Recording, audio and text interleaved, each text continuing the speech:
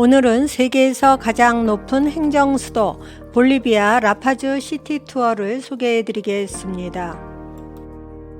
전날 밤 11시에 쿠스코에서 출발하여 리마에 도착한 후 공항에서 대기 후 새벽 1시 30분 볼리비아 라파즈행 비행기를 타고 새벽 4시 25분 엘알토 국제공항에 도착했어요. 공항에 있는 환전소에서 볼리비아 돈으로 환전하는데 볼리비아 화폐는 볼리비아노로 1달러는 6.96볼이고 1볼은 211.68원이에요. 볼리비아는 입출국 시 세관 신고서를 써요.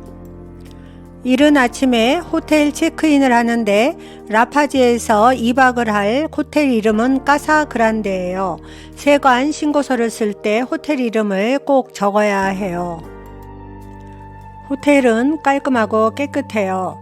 로비에는 어서오세요. 여기는 볼리비아입니다. 라는 환영 플랜카드가 붙어 있어요. 아침 식사를 하는데 밤새 이동하느라 잠을 못 자 관광은 오후 2시부터 시작해요. 음식은 맛있고 깔끔하고 정갈했어요.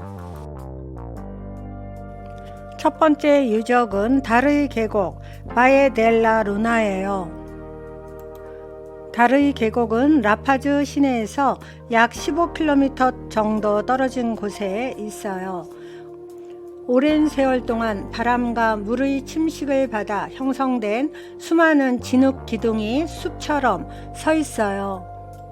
국립공원으로 지정된 계곡은 독특한 지형을 보호하기 위해 정해진 길을 따라 이동해요.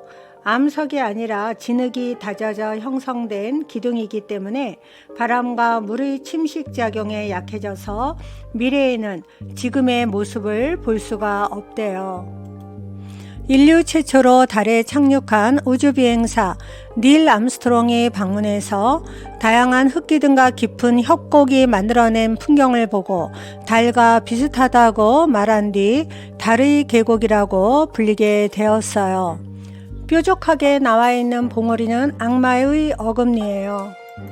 이쪽에서는 송곳니로 보이지만 다른 쪽에서 보면 어금니로 보인대요. 옆모습이 할아버지 얼굴이 있어요. 협곡 안으로는 들어갈 수 없어요. 꼭대기 정상에서 잉카인이 구슬프게 연주를 하고 있어요. 구슬픈 연주를 들으면 왠지 마음이 슬퍼져요. 원주민들에게는 영혼의 계곡이라 불리는 곳인데 선인장과 진흙기둥이 황량하고 신비로운 풍경을 자아내요. 이곳에서 영화 스타워즈의 행성 장면이 촬영되었대요. 너와 나 사랑 표시입니다. 다음 유적은 무리오 광장이에요. 볼리비아 최초로 독립운동을 주도하다가 1810년 스페인군에게 처형당한 페드로 도밍고 무리오의 이름을 딴 라파즈의 메인 광장으로 광장 중앙에는 그의 동상이 서 있어요.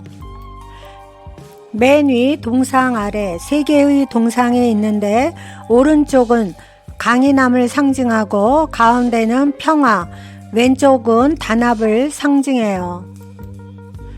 라파즈의 뜻은 평화라는 뜻입니다. 볼리비아에 대해서 간략히 말씀드리면 행정 수도는 라파즈, 사법 수도는 수쿠레예요. 인구는 2023년 기준 1238만 명이고 면적은 110만 제곱킬로미터로 남한의 11배예요. 1인당 GDP는 3,345달러로 경제적으로 어려워요. 이곳은 정부 청사 및 대통령 관저예요. 경비병들과 사진을 찍을 수가 있어요. 뒤에는 29층짜리 대통령궁을 새로 지었어요. 대통령궁 옆에는 대성당이에요.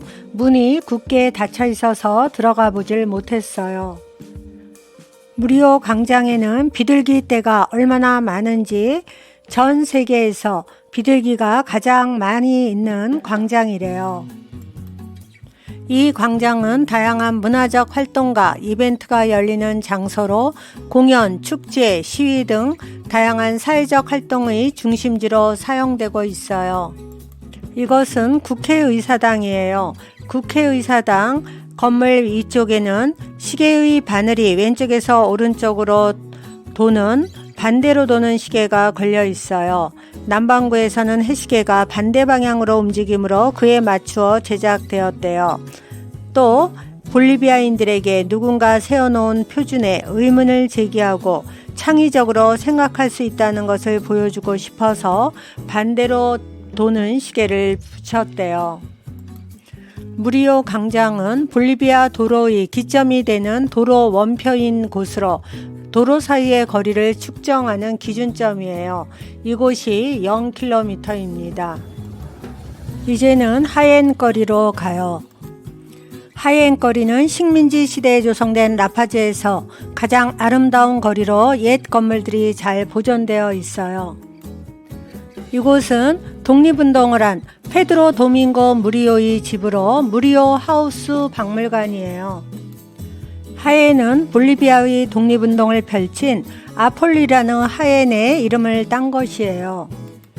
상점에서는 태극기를 들고 우리 관광객을 환영하고 있어요.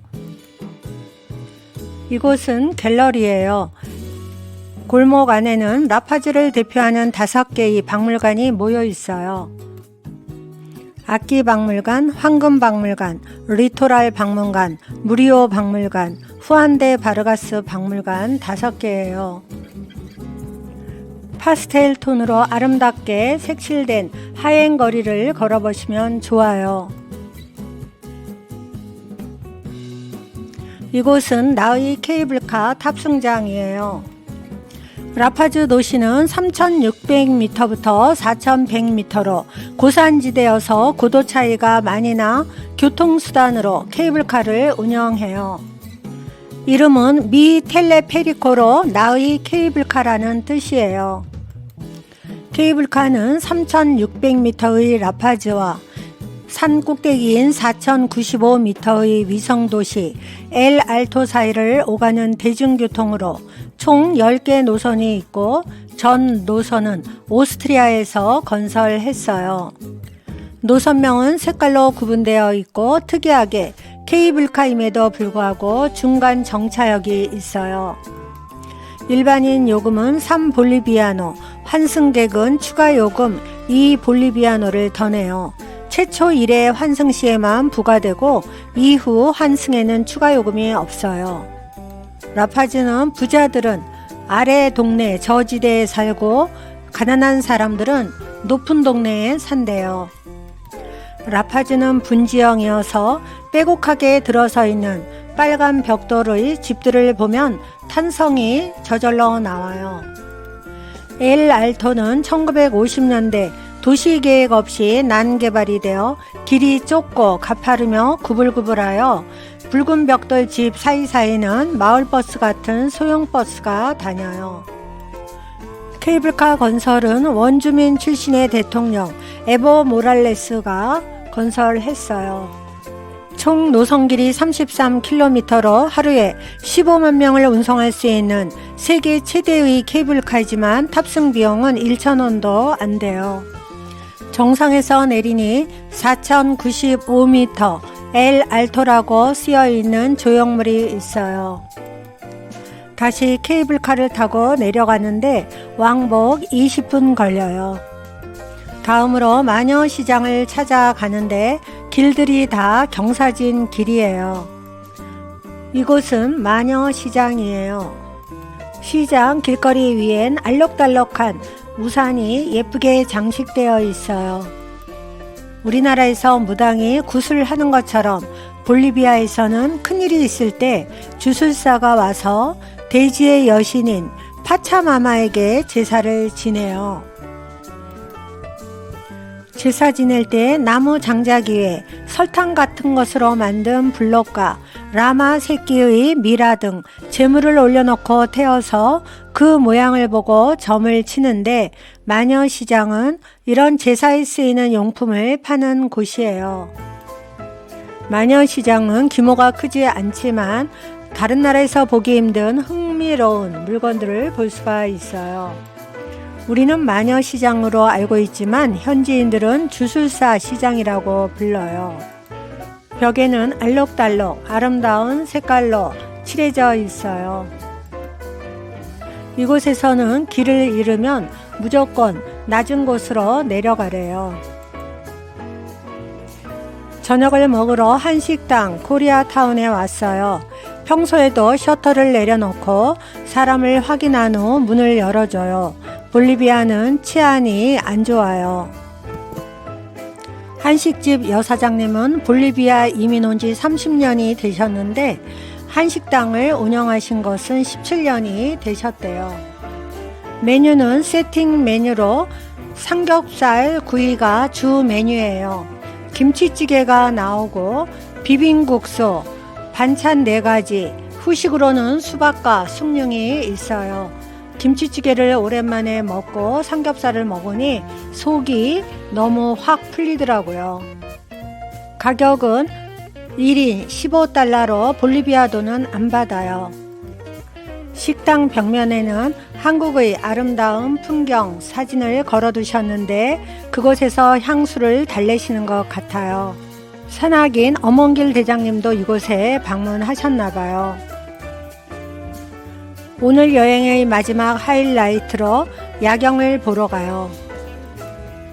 킬리킬리 전망대에 올라가서 라파즈의 야경을 바라봐요. 라파즈의 야경은 마치 은하수를 뿌려놓은 듯 해요. 라파즈 도시는 분지형으로 아래서부터 산 꼭대기까지 빼곡하게 들어선 집들 때문에 반짝반짝 빛나는 불빛으로 너무 아름다워요.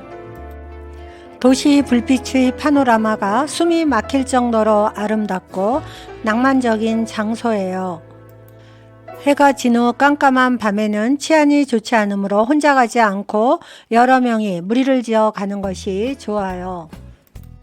가난한 자나 부유한 자나 편안하게 휴식을 취하고 행복하게 살기를 바랍니다.